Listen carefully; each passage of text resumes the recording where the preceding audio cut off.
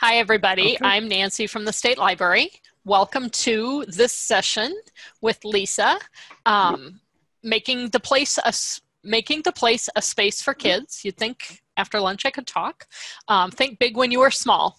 And I'm going to do a couple of housekeeping things here. So if this is the last session you are going to, we will post the link for the Survey Monkey so that you can get your CE, but it's one survey for the whole conference. So if you're planning on going to the next session after this one, then wait and do it then. But otherwise, we will post it in chat, and it'll be on the slides at the very end too. So you'll get that.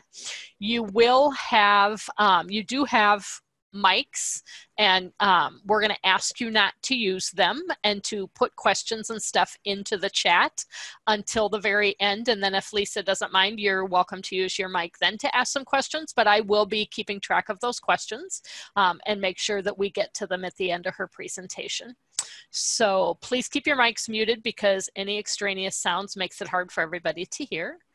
And let me read you Lisa's bio, and then she can start her presentation. So Lisa has been the library director in Elgin for 14 years and has led it to become a 5-star library in the Library Journal. Congratulations. She's a proud graduate of Iowa State University, a certified teacher, and a certified John C. Maxwell leadership trainer, coach, and speaker, and founder of Read to Lead LLC. She loves everything about the library, but working with kids is her favorite. So welcome, Lisa Leuck. Thank you, everybody. It's great to be here. I do want to thank Angie and all of you guys that put this together. I don't know about all of you in the audience, but the last couple of weeks have been pretty rough, and I've been busy doing inventory at my library, which is a very mind-numbing task. And I've been doing it all by myself, and I hear the beeping of the books in my sleep. And so having something really positive like this to do for 2 whole days really was wonderful. And I've gotten so many good ideas. So thank you so much for the opportunity to share my ideas. As was said, I love the library. I started working when my kids were little. So that of course then becomes your interest and your focus, that you really like kids. So there were kids programming in my library when I started, but I have really expanded that just because I kind of considered it my expertise. I was an English teacher as well, although for high schoolers. But one thing that I always like to start with when I speak to people about the ideas that I've had and about the title is Making the Place a Space for Kids, Thinking Big When You Are Small. So I'm the director in Elgin Public Library in Elgin, Iowa, and it's a town of 684 people. So some people think that is, wow, really, really small. And some people say, well, hey, you know, my town's just a little bigger than that. I've had people taking classes with people up to 10,000 in their town that think that's a very small town as well. So everybody's perspective of small is very different. But I am always an advocate for that whether we're a small library or a big library, a director or a shelver or a youth services director or just the guy who reads story hour, we all have a lot in common, and our goals are much the same. What we want to accomplish is much the same. It's just done a little differently. Like when you're the director of a library in a town of 684, you do everything. You can't think that one thing is beneath you or that you don't want to do it. You have to shelve the books, put the stickers on the books, catalog the books, buy the books, put them away, run all the programs. Every single little thing is what you do. And so you become a heroic multitasker, which then when you go out into your other life, kind of messes you up sometimes. But in the library, you know, doing that is very good. So I'm going to show you some of the things that we've done, especially in youth services, to make our library what I think is the center of our little community. And my point is that even if your community is much bigger than mine, I think that all the same rules and things apply.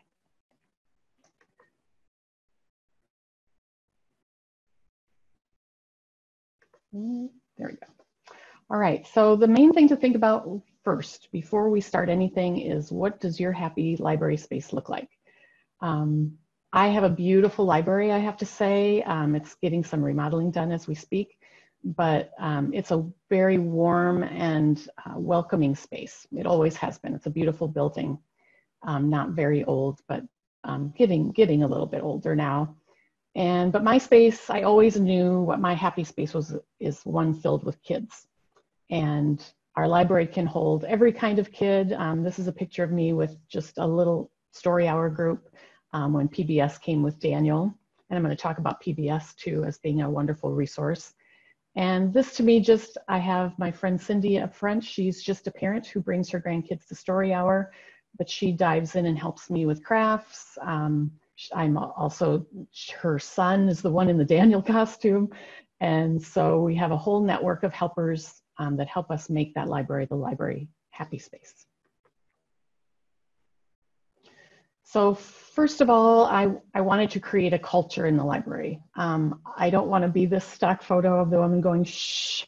I do have to do that occasionally. I do have a group of kids who come in after school that it's very challenging them, keeping them quiet for other patrons.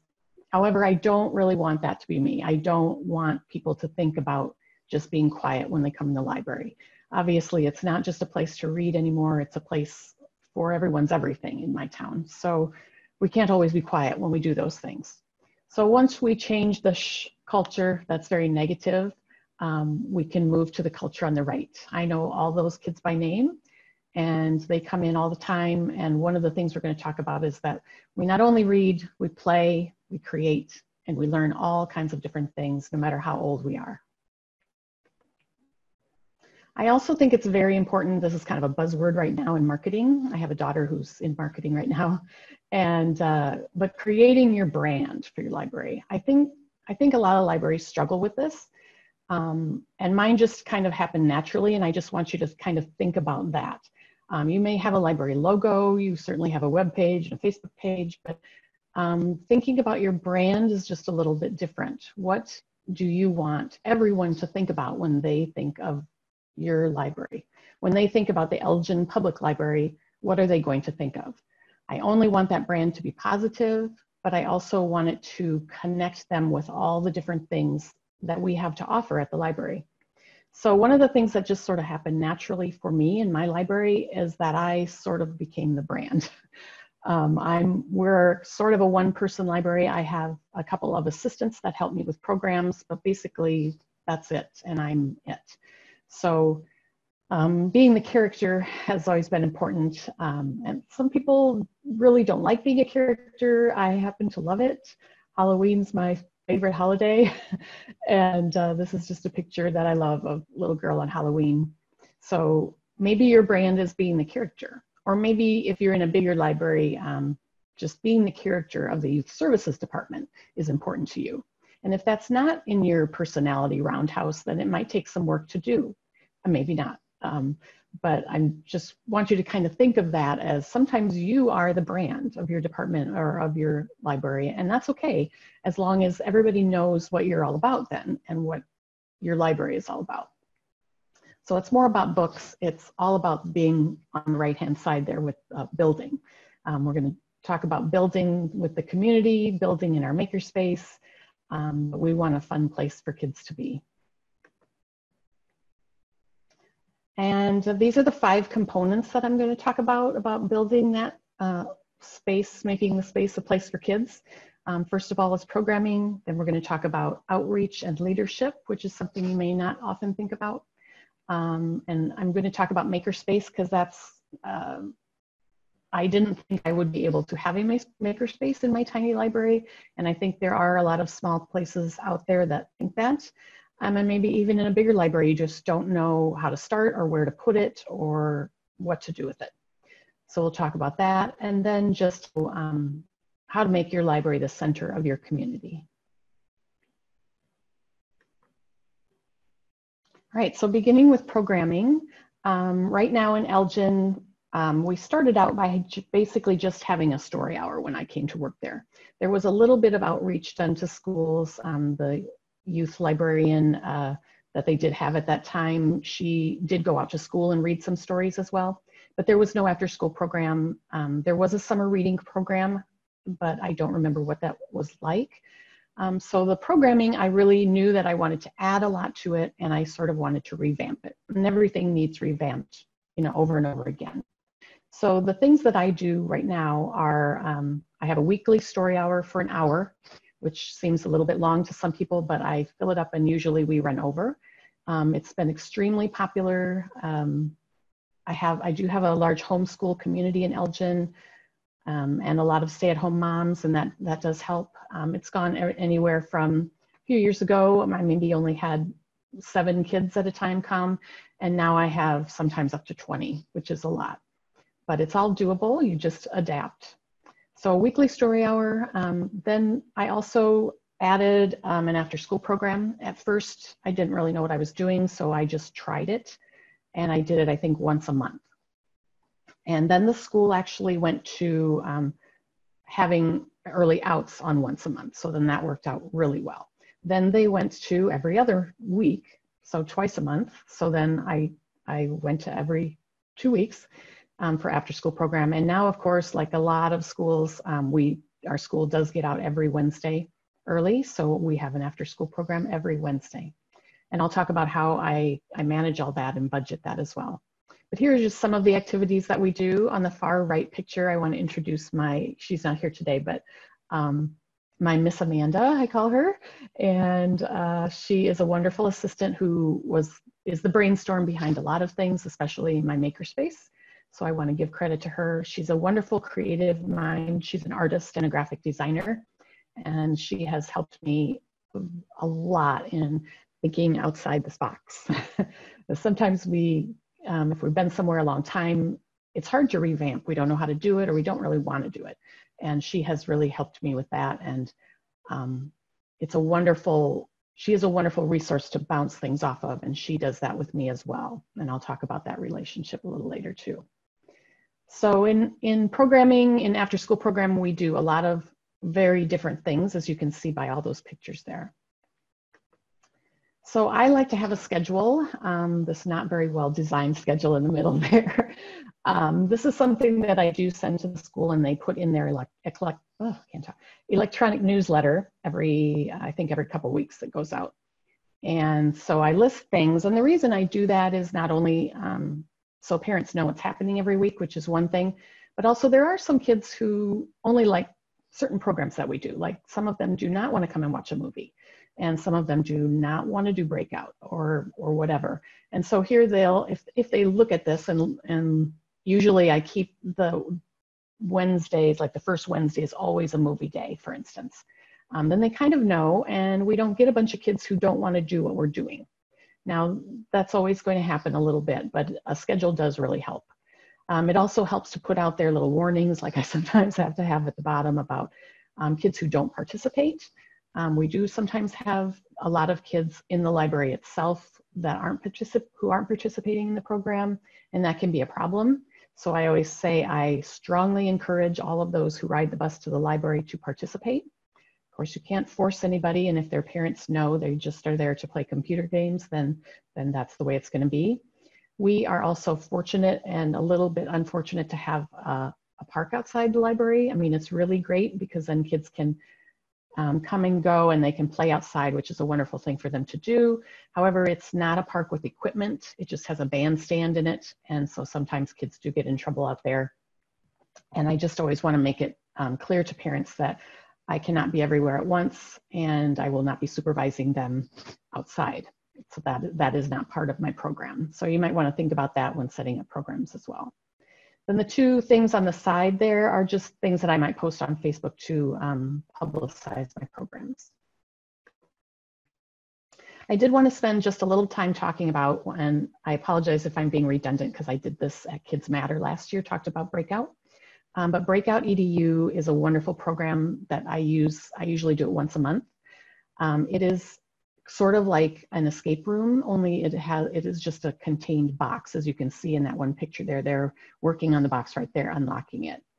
So it has a bunch of online tools that once you pay, they send you the box with the locks, and then all of the games are online, and you just download all the materials into a Google Drive. A lot of them I do have to print out because they're paper things to do. Some of them are digital, and they do have totally digital games too, or if you want kids just to do it on all your iPads or whatever, you can do that. And as you can see in the picture on the right, the kids there are doing one of their stations with the digital part.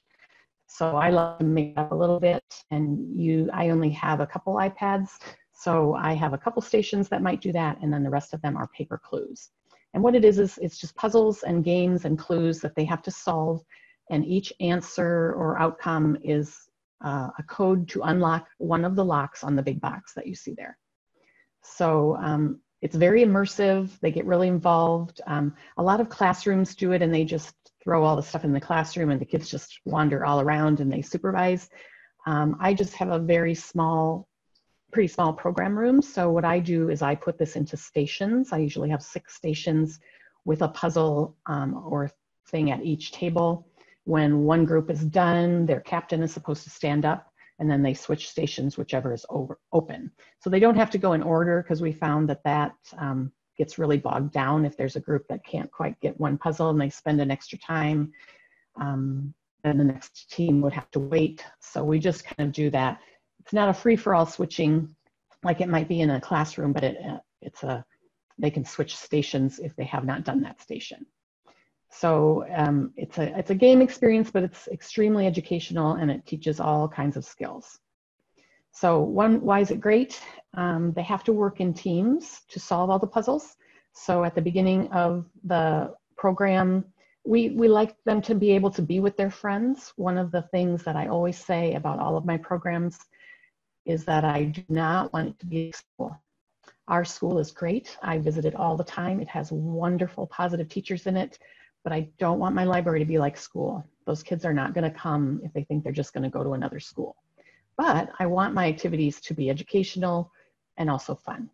So one of the great things about Breakout is that they do have to work in teams, and cooperation is key, or they can't get anything done and they'll never get to unlock the box.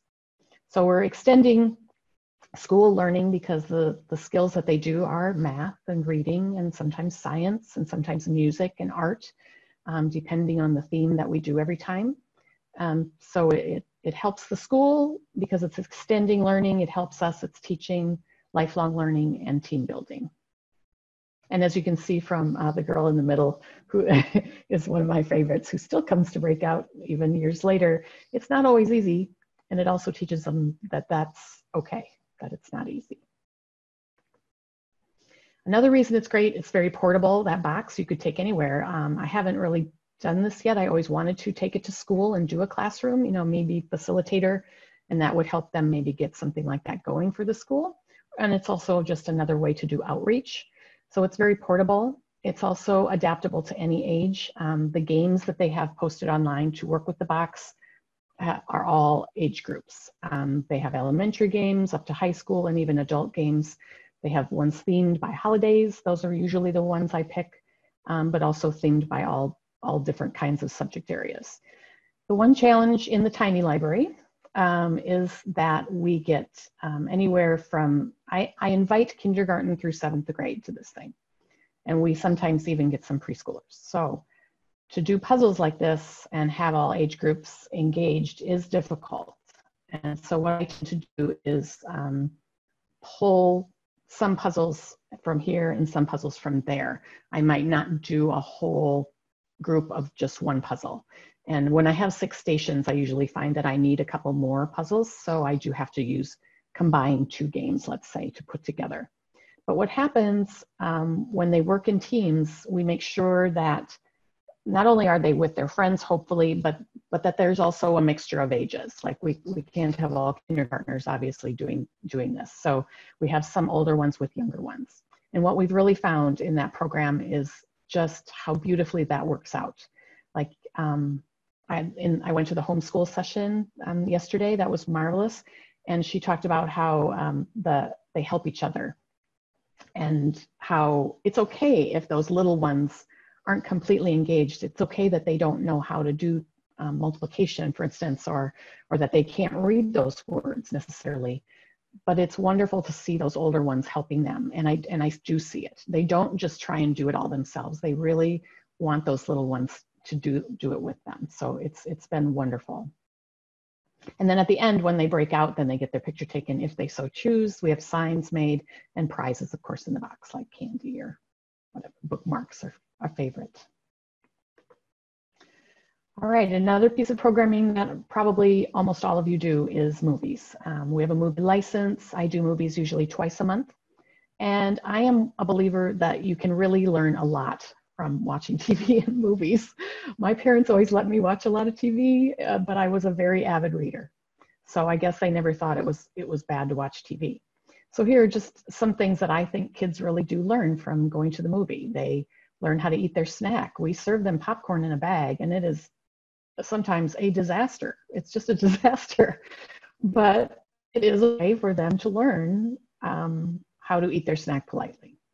It teaches them how to be in a group. We usually get about 40 kids for movie day. So for us, that's big. And for the size of our room, that's big. But they have to learn how to all get along, keep their hands in their space, and be quiet enough to enjoy the movie. It also teaches them how to get lost in a story, very similar to how you get lost in a book. And a lot of our kids don't have the money to go to a movie. They maybe go to one movie a year if they're lucky for a special treat. And so the way we project the movie on the wall, it really feels like a theater when you're in there. And I think that's another just good experience that you're giving kids to watch that movie. And you can also do all kinds of comparing books to movies if you want to do that. And I have done that as well. All right, so now we're going to get to Makerspace part. I don't know if you guys listened yesterday to Don Tate in the morning. It was a marvelous, fabulous presentation of all his books. And he made the comment that one of the things that he always wanted to do in the library was go to the Makerspace and play around in there. And this is one of those things that Lisa did not think she could do in her library. As I said, it's a lovely library. It does have quite a bit of space, but I like that space. I like parts of it to seem open because the rest of it is jam-packed with books. I mean, we have a lot of materials, as I have come to know doing inventory. But my Amanda really wanted to have this makerspace in our library. So she just started pointing to places and says, how about here, Lisa? What about right here, Lisa? And so it became in the corner. It is very close to my checkout desk, which I did not think that I would like right away. I'll show you another picture here. That's the table that sits there that has always sat there, and I used to do projects on there like cataloging books and putting stickers on books and things like that. I don't have that anymore, but you know what? There's always another space to do that on, and I have found that space. So this is another picture of our makerspace. It's a table in a corner, and the corner is full of stuff. And we have rotated that stuff and reorganized that stuff many times just in the 2 years that we've had it. But we did have an extra bookshelf, which looks quite a bit nicer than some things we could get. But we do have, as you can see to the left, some carts that I donated and other people have donated when they go through their basement. They decide they don't need things, then they donate them to the library. And so we have become known not only as the donation place for books, but also as a big donation place for other stuff. And a lot of the other stuff just fits right into our makerspace, and that's how we built it with very little money. We started out with just basic craft supplies, and then we had a lot of puzzles and games that were just sort of in our back room, and we got those out. Then I have written grants to get things like the Connects, which are a little more expensive. We have a whole set of 18 Ozobots too. We had a grant for that, and those have been really, really great. You can see in the picture there, the piece of paper hung up is a Ozobot village that a couple of the kids came in and made. And we have one iPad there. I also got a grant and bought the VR headset, which has been quite popular. We only have one, but they love that. And so my point to this is just that whatever you think kids will want, every group of kids is a little bit different, but what they ask for, it's always good to ask for what they want. And and try and get it for them. But starting out with craft supplies worked really well for us. And then we just built on. And as I said, as people cleaned out their house, especially me, I found a lot of things that my girls were way too old for, or just weren't interested in anymore, or whatever. And I just donated them, and that got everything started so that other people did that as well. So we put out what works. We also rotate them, which really helps keep it fresh. Like sometimes we might put some things away or not get them out for a while, and then bring them back out. But if you want to have everything out all the time, that's great too. All right, why have a makerspace? And I'm sure maybe you've all heard the many, many reasons why, but it teaches creativity, it teaches cooperation when they're in there together. Let's make this, let's build this together. It teaches a whole design thought, because a lot of the things that we have in there are building, whether it's electronic circuits or with the Connects or the Legos. They have to design something. We have things that they can design their own board game. It's all that kind of different thinking that they might get a little bit of in school, but maybe not a lot. And if they don't have these kinds of materials at home, and many, many kids do not, then it makes it available to them. It teaches persistence, because sometimes what they make, they want to abandon, and that's fine too, but sometimes they learn that they really want to work at it and make it into something. To the left there is a picture of, we had a challenge during our Makerspace Day, which was during after school program, and they put together Santa's Village. And each team was in charge of creating a part of Santa's Village, and they got to decide what parts there were, like the barn for the reindeer, or the other part, like a park they wanted, and things like that. So each team built a part, and then we had to put them all together, which was a little tricky, on the floor. And then they had to draw the line. Ozobots run on a marker. If you're not familiar with them, you just draw a black marker and they go. And so they had to make the Ozobots go through Santa's Village successfully at the end. This was a really good challenge. Used a lot of creativity. You can see the weird different parts of the village there. They all decided on different methods of making their part, and then they all had to work together to make the Ozobots go through it. It was a big learning experience for Amanda and I to see which kids were really successful and which kids, that we had one group that they sat there the whole 45 minutes and they just could not get going. They could not work together. They couldn't decide what they were going to do. And in the end, they really had nothing. And that was, you know, we encouraged them that it was okay. They got to put their part on the floor with the rest of us, but it was a good lesson for them. You know, why didn't we get anything done? They had to really look at that. And of course, we facilitated them thinking about that. So it's just great. And as the bottom point says, it also tells them that hard work, putting something together like that, can really be fun. That it's not always just work, that work can be fun. All right, it also, and this is a lot of stuff that PBS brought me, and I just have to tell you, if you haven't been a PBS library, I'm not sure if they're doing this rotation anymore, but they sent out emails and I jumped on that thing, and for a whole year, PBS would come to my library and do programs really whenever I wanted.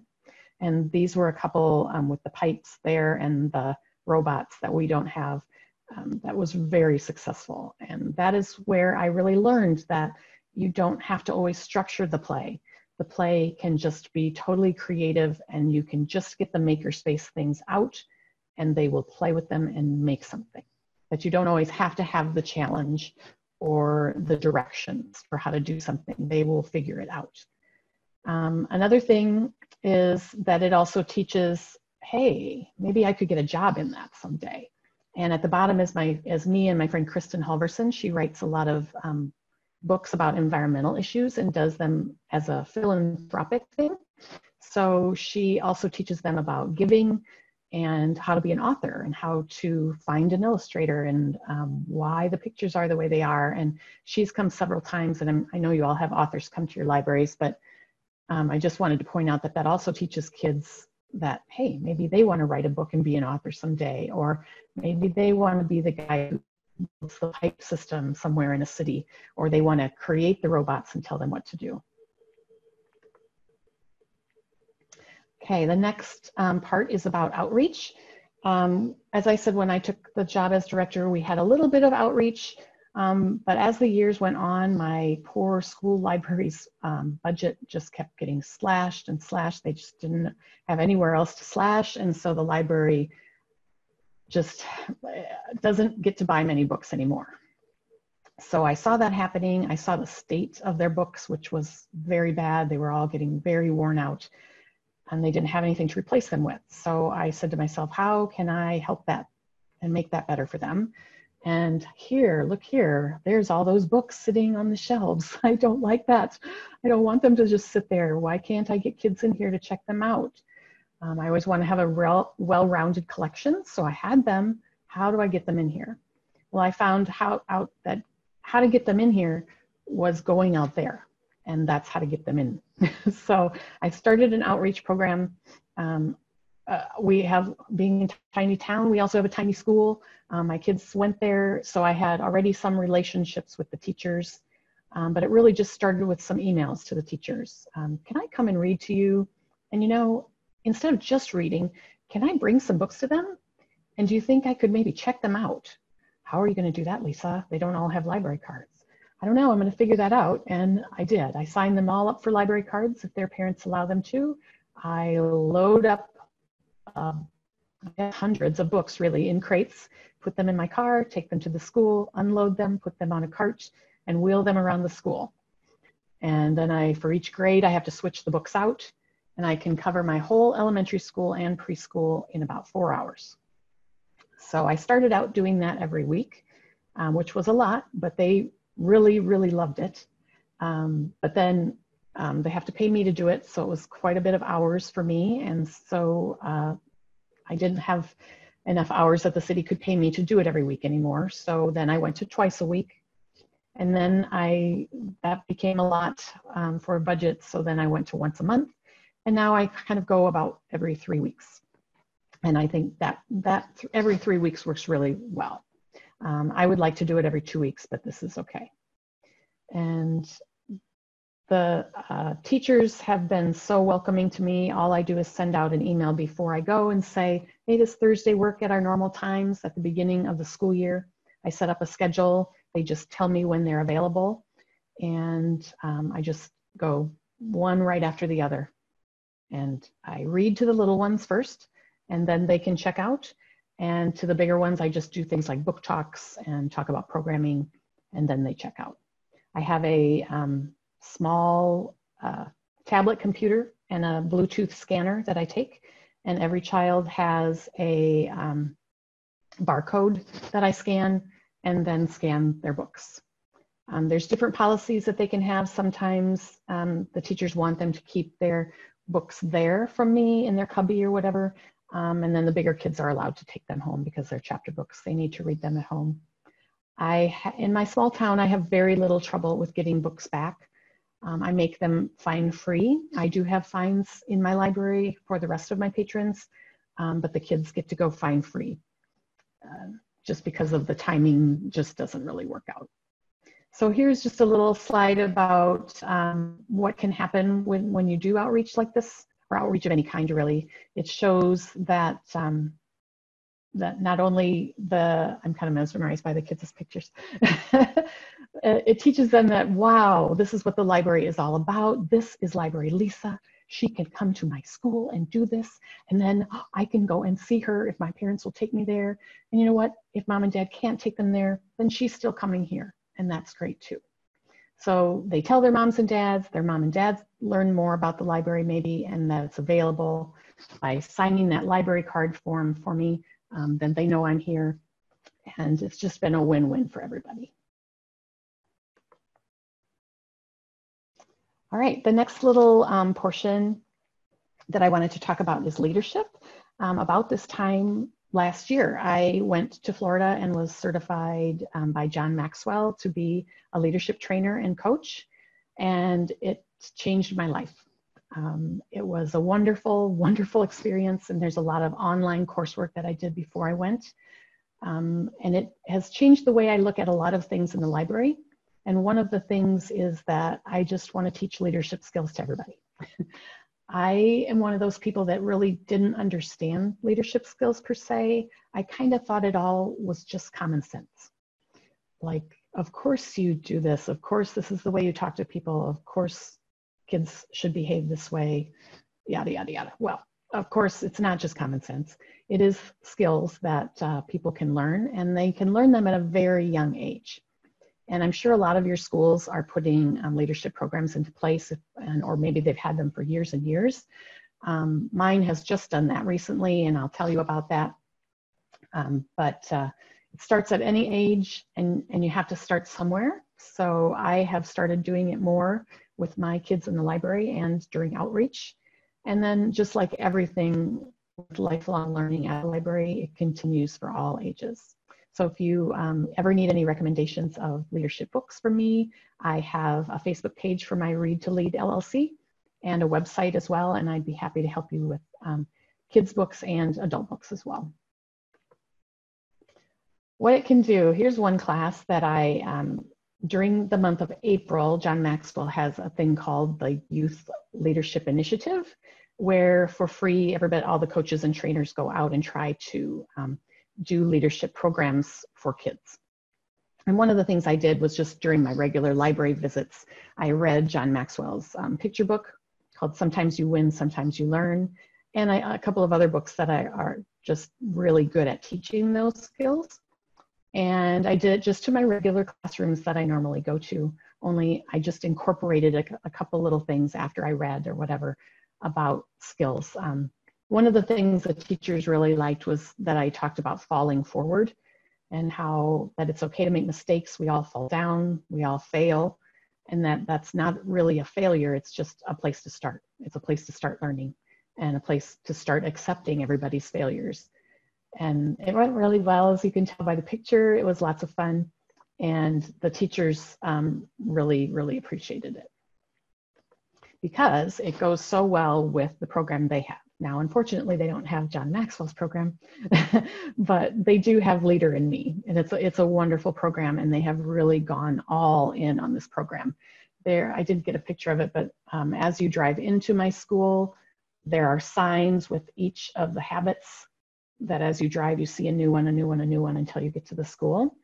So they're doing these: sharpen the saw, synergize, seek first to understand, think win-win, put first things first, begin with end in mind, and be proactive. And they teach these throughout the year. Teacher help, and the principal is very involved. He's wonderful. And they have a big mural on the wall with all the 7 habits on it.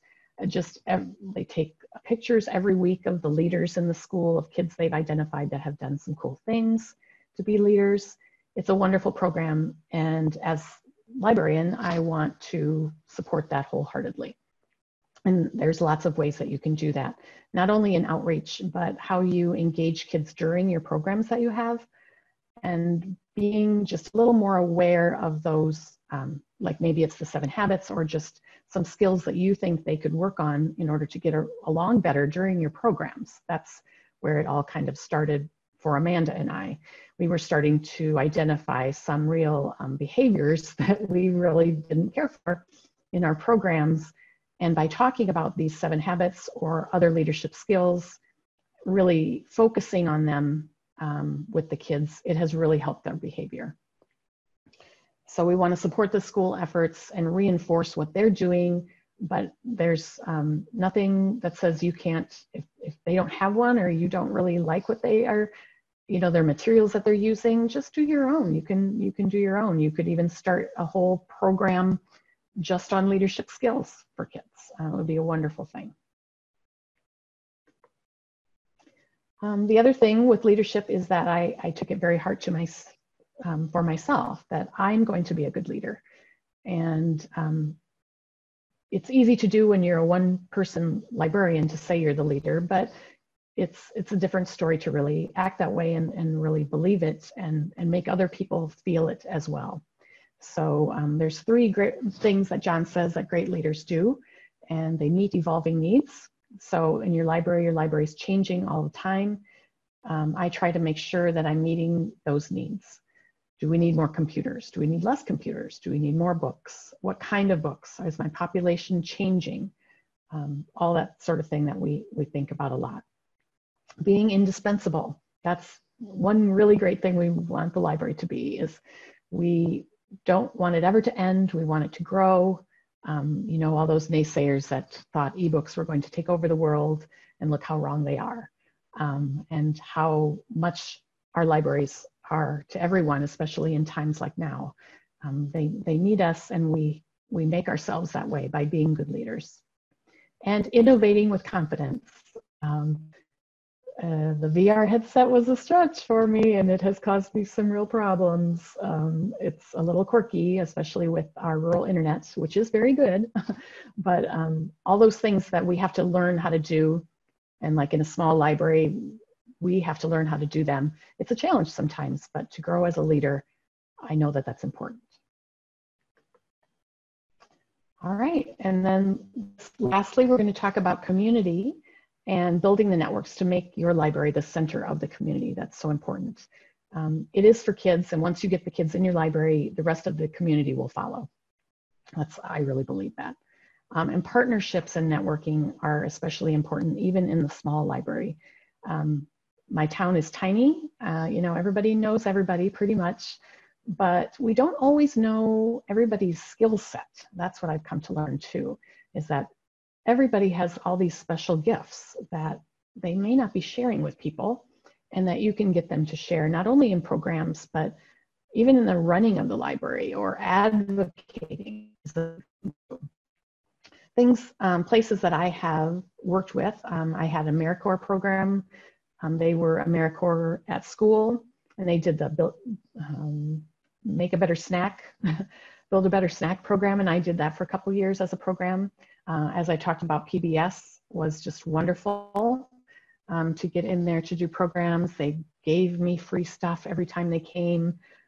And the person, Stacy, she just really taught me a lot about how to run a good program. And I'd done it for years and years on my own.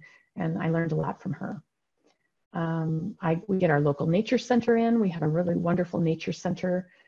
We have a great historical society where that's very closely linked with the library, and the volunteers that we get often know all about the historical society.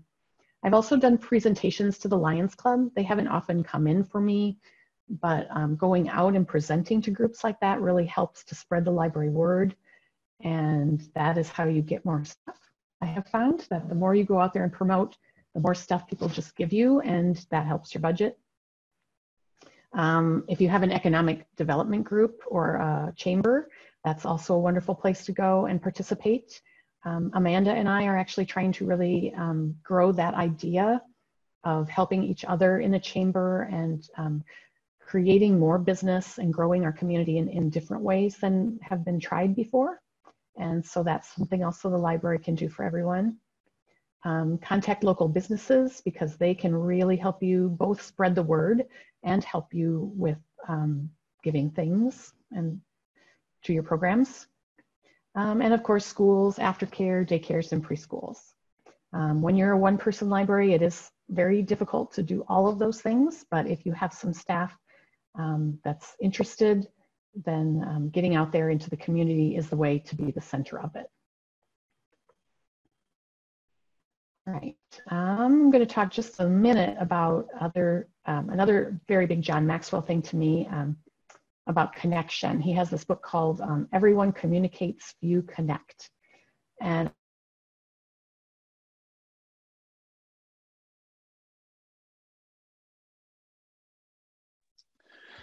oh, Lisa, I think we've lost you.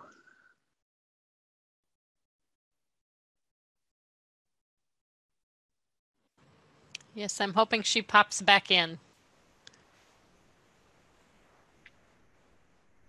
Sorry, I noticed she was breaking up there a couple times. Let's give it a minute, because I do have quite a few questions.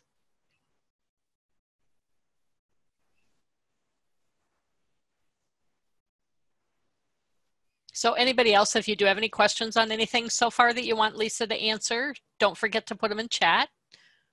I've been pulling out ones that have come through already. There have been some great ideas on different ways to do some of the programmings, especially when it came to the movies. I love the popcorn bar. I thought that was a great idea. There she is. And you'll need to unmute your mic, Lisa. Sorry, we lost you momentarily. Yeah, we'll get it back here.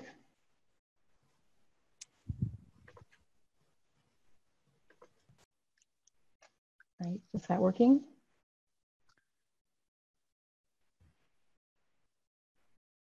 Connecting goes beyond words. Yeah, okay, thank you. I'm sorry about that. No, that's okay. Apparently my internet fix didn't work entirely. But this is just an important part of working with everybody, but especially kids, and just really thinking about that everything you do and prepare for, what people see, what they understand, what they feel, and what they hear.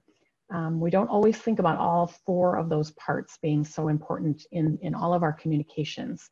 And that's what I think being Library Lisa at my library has really taught me, that everybody, they're not just in the library reading or participating, they're there feeling things too.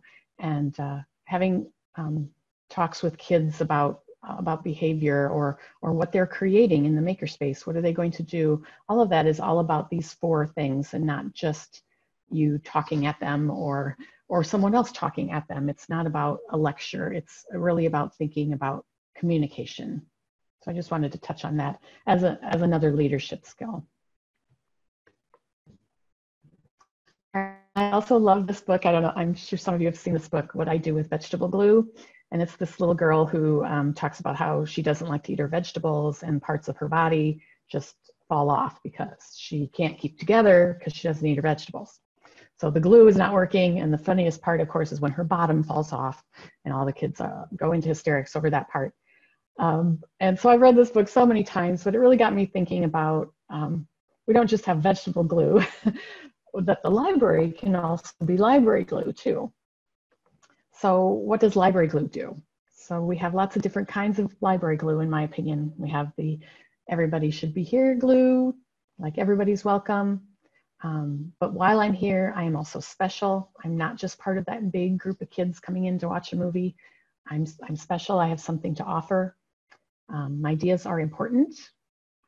That everybody doesn't have to make the same thing in the Makerspace, and your craft does not have to look like everyone else's, and your art is your own and it's unique, just as you are. And the be kind part, when we're working together and working in teams or just together in a room, kindness is the most important thing. And so all these things that we teach our kids just bring us all together, and the place that it starts is the reading and the books, and that's the glue that holds us all together. All right, and how can I do this? I'll try and wrap up here. With no money. We have very little money at my library. I'm very fortunate to have a very big friends group that really raises a lot of money for me. But what it's gotten down to is that the city pays me and makes sure the building is good and heats the building and all that stuff. And they're the most important part of keeping everybody open when it's open. But my friends group buys all of my materials, all of my books, and purchases all the things for my programming. So there are lots of things that I have had to do to make all of this work out. Because sometimes Amanda will come to me with another great idea, and I just don't know where that money is going to come from. So if you're small or even if you're large, finding the money can be difficult. I do write grants as well as library director. I haven't found great luck with large grants. My friends group is a 501c3, so that helps a lot. But I do get a lot of little grants. And this is just one little one my friend Harriet and I went to pick up at Tyson's. It was not $300,000. It was like $800, but that $800 bought a lot of stuff for my Makerspace. And that was not the only little grant we got that year. So if you just try and look for those little grants, I got a lot of good ideas yesterday for grant writing during that session. And Just doing a Google search helps, but it does take a lot of time to find those grants sometimes. But utilize the state library. They have that great resource about foundations, and ask everybody else what grants they're getting. It's really not a competition that way. So that's one thing I do. And also, as I talked about throughout, I ask for stuff. This is like a typical picture I might post on Facebook when I get low on juice boxes. Like every movie day, I feed my kids a bag of popcorn and a juice box. So 40 kids twice a month, that takes a lot of juice boxes. I also feed my other kids at the other after school programs a snack, and I feed my story hour kids a small snack every time. So the whole donating of packaged snacks really, really helps the budget. You can't imagine. So just that small thing. And as soon as I post something like that on Facebook or tell somebody in a message, the door starts opening and people start bringing me stuff. Even people that do not have kids will come and give me snacks. So it's just an idea, same thing with craft supplies, that maybe you can do to help your budget. Also, my friends group, of course, does wonderful fundraising. We've found in the friends group that some things work, some things don't. Some things work for a while and then they don't. So rotating your fundraising can help too. And I know that all takes time and work, and you need a bunch of people to do that, but it's still an important part of library work, and we do a lot of it. But the other thing is publicity and volunteers, and just spreading, telling your library story. Again, as the state library has talked to us about for years and years, it's very important that when we spread that story to everybody, it just makes us more the center of the community, and it gets us more stuff and more help too, so that we can do it all. And I would be nothing without my volunteers as well, as you can see in that picture that was in the paper. All right, so what should a library be? It should be a space for kids. It should be a space for everybody, but everybody's got a different answer to that question of what a library should be. So in my little library, we try to be everything, but maybe you can't do that. So you just pick some focus, and that's all this presentation was about, some focuses that I picked for kids. Just make it your own and make it your brand, and get everybody connected and get them the books. And I couldn't resist this picture, I'm sorry. And it is almost Easter time, so all of this is because the library is for everybody. All right, and that's me. That's my little readtolead.org website that I'm trying to start a leadership training business with. But I'm also just, just there for if you need suggestions on things all leadership, I'm there to help you out. And that's my email at the library. So if you have any questions about what I talked about today, if we don't get to them, or you want to run an idea by me or something like that, I'm just ready to help. Thank you so much for coming to my session. I really appreciate this opportunity. I appreciate all the great ideas I've gotten from the other presenters too. So thank you again for the conference. So thank you. And may the force be with you. Thank you. So we do have some questions that I pulled out. Okay. Starting off, I'm going from the top to the bottom. What happens when your brand retires, when you were talking about your brand? Yeah,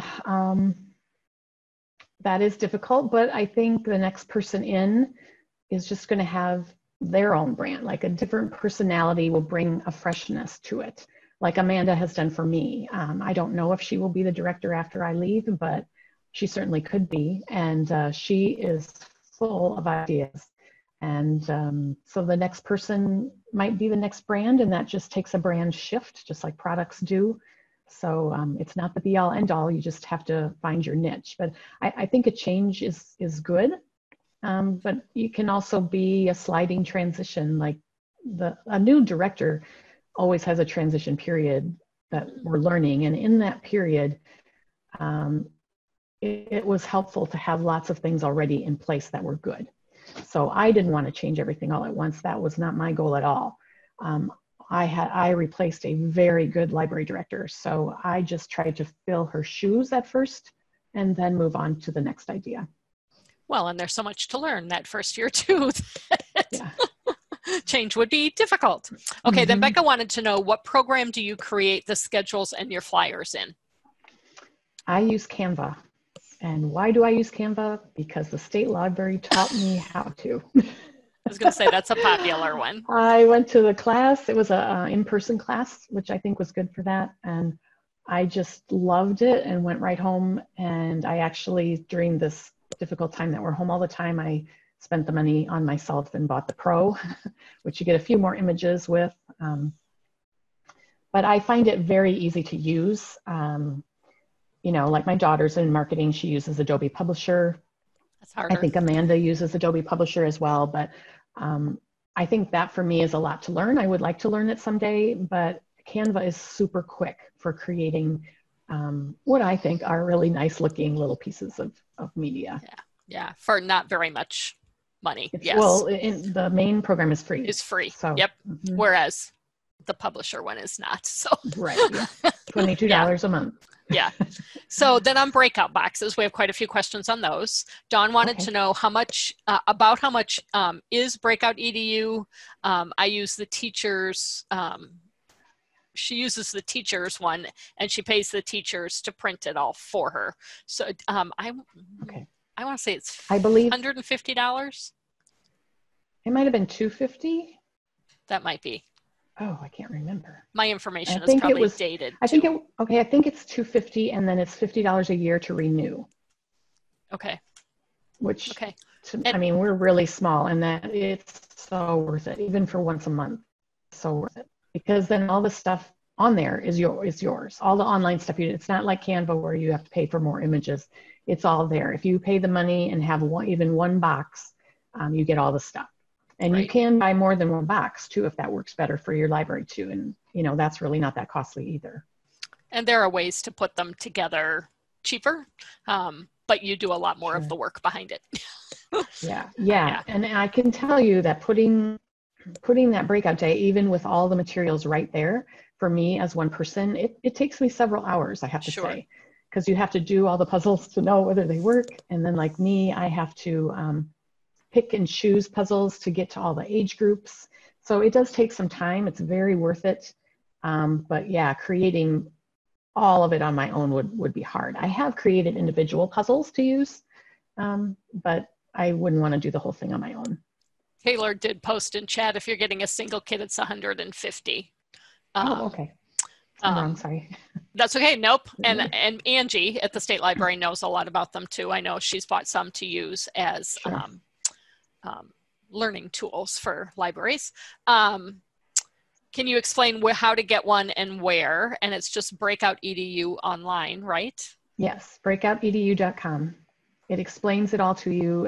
It gives you screenshots of everything, I believe. And I used a credit card and just bought it right on there. Okay. And then how do you separate, or do you separate out age groups when you do your programs with Breakout? I don't. I was going to say, I think you talked about that a little bit. It would be very helpful if you did. I just can't do that. I have one after school program and I have to invite everybody. So I just make that work for me.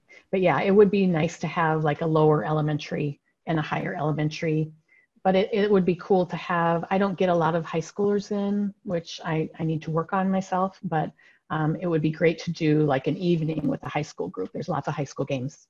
And as I said, it would even be really fun with adults. I tried to do a Christmas one with adults one time, but it didn't go over very well. And we are beginning to run out of time, so I'm going to actually skip some questions and go down to some Makerspace because we had a bunch there too. Let me see. Kayla said, we have an art gallery that offers free classes for the kids on Mondays only. Would you try and do STEAM projects or just stick with STEM projects? So adding the arts in there. I love STEAM. I used to have, there's a place called Art House in Decorah, Iowa, which is near us. I have had them come. I've had local artists come and do art. And that can look a lot of different ways. That can look like they're demonstrating, and that can look like they're just facilitating. So no, I think art is an important part. Okay. And then it's up to you. Yeah. How do you control the makerspace? Having smaller kids making messes with inattentive parents, or is this something the librarian monitors? And this is all one question. Do you allow the kids to get things out whenever, whatever they want? Is it like a free-for-all? Now I do, and as I said, my space is right next to my checkout desk, so I am almost always at the checkout desk unless I'm shelving. And so, but yes, it's a free-for-all. It can be that I and Miss Amanda have to pick up a lot of stuff sometimes. And we don't like that, but that's another chance to teach leadership skills sometimes. But it's just great to see the parents and the kids doing it together, or friends doing it together. To me, it's kind of all worth it. But I do have a very good place for mine that's very well monitored, let's say. And that helps. Yeah. One last question. How do you handle the kids signing up for library cards without their parent being there to sign? I don't do a lot of that. When I go to school, I have a form. Like I said, we're small, we know everybody knows each other, but all the kids did not already have library cards. And if they use their parent's card, I use that if that's what their parent wants. But I have these forms that say all about my little program that I'm doing, and the parent has to sign it and the kid has to sign it too, because it explains, I used to charge fines and I don't anymore, but it just kind of explains, why I'm there, what I'm doing, and it helps smooth it over. And then I know everybody's okay with them, and they know that they're going to have Library Lisa books there at school as well. Okay. I get the whole, the freedom thing that you don't want to not give them. And sometimes if we don't get that form back, the teacher will sign out the books, or I will. But for the most part, they all have a library card, and that's how I do it. Good. Well, we are at 2:30. So thank you everybody for attending. Thank you so much, Lisa. It was a great presentation. I love your library glue. That was an awesome story.